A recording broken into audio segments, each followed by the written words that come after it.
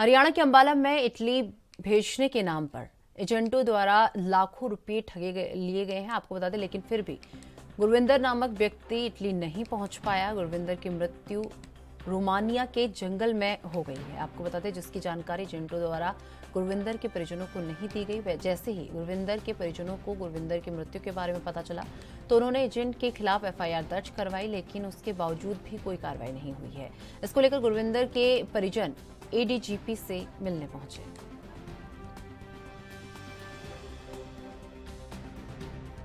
और मेरे छोटे भाई गुरविंदर सिंह को गांव गोरसियों के एजेंटों के द्वारा इटली के लिए भेजा गया था 10 जुलाई को, परंतु उसके साथ 22 जुलाई तक हमारी बातचीत होती रही और हमें 29 सितंबर को पता चला कि उसकी मृत्यु हो चुकी है और उसकी जो लाश है वो रोमानिया के खेतों में से मिली है।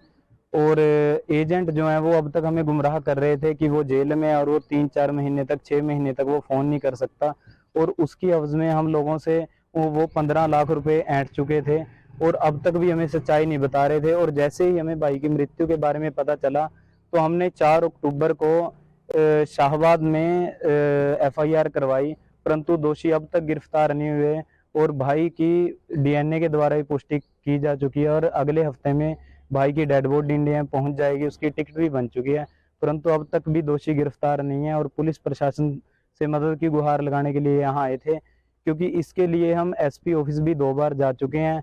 और जो हमारा इन्वेस्टिगेशन ऑफिसर है, अगर हम उसके पास जाते हैं तो उनका कहना यह है कि आप जो दोषीगण हैं उनका पासपोर्ट या आधार कार्ड हमें ला करके दे दो, और अगर हम उनके घर रेड करेंगे तो वो सतर्क हो जाएंगे, भाग जाएंगे। पुलिस प्रशासन हमारा साथ नहीं दे रहा, तो उसके लिए हम यहाँ एडीपी जी साहब से मदद के लिए गुहार लगाने आए थे कि दोषियों को गिरफ्तार किया जाए। सर वो मिले हमसे, क्या बात हुई?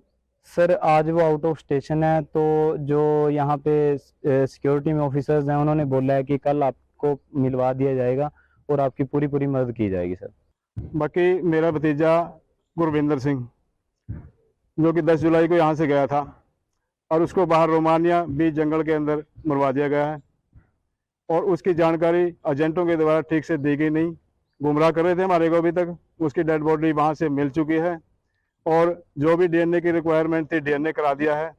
उसके बाद हमने एफआईआर दर्ज कराया, एसपी साहब को मिले हैं कुरुक्षेत्र में, तो वहाँ से भी कार्रवाई जरूर की उन्होंने, लेकिन डिली कार्रवाई हुई है। बंदे उठाए गए हैं, लेकिन फिर भी हमने पता किया है, वहाँ से पता चला कि घर में घूम रहे हैं वो। उसके बाद में फिर अनिल विज साहब से, मंत्री साहब से मिले। मंत्री साहब ने हमारी बहुत मदद की डेड बॉडी मंगवाने में। डेड बॉडी आज उन्हीं के कारण आज हमारी यहाँ आ रही है, अगले हफ्ते में पहुँच जाएगी। तो हम अपना ये केस ट्रांसफ़र करना चाह रहे हैं, क्योंकि हमें इस थाने के ऊपर या उस प्रशासन के ऊपर विश्वास नहीं है बिल्कुल भी। हमारा पूरा परिवार इसको लेके दिन रात तबाह हो गया जी, बिल्कुल 3-4 महीने 4 महीने हो गए हैं। हमारा ना रोटी खा रहा है ठीक से, ना कोई पानी चल रहा अंदर, सब परेशान है। तो यही चीज़ को लेके आज हम एडीजीपी साहब के पास आए थे, लेकिन एडीजीपी साहब आज संडे है बताया गया अंदर से, आज नहीं मिल पा रहे हैं, तो कल का टाइम दिया है। कल देखते हैं जी, 10 बजे बुलाया है, कल हम अपनी एडीजीपी साहब के पास अपना रिक्वेस्ट रखेंगे। बाकी यहाँ बता रहे हैं यहाँ के जो है सिक्योरिटी पर्सन अफसर हैं भी कल आपकी पूरी जो भी है मदद करेंगे। अफसर बहुत अच्छा है ये, तो हम तो यही लेके आए जी यहाँ पर। हमारी किसी